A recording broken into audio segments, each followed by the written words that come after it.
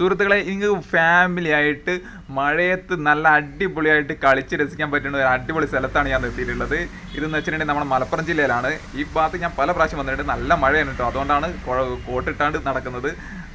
കോട്ടിട്ടാണ്ട് video എടുക്കുന്നതിന് ചെറിയൊരു ബുദ്ധിമുട്ടുണ്ട്. ഞാൻ ഈ ഭാഗത്ത് പല പ്രാവശ്യം വന്നിട്ടുണ്ട് ഫോട്ടോഷൂട്ടിനായിട്ട്.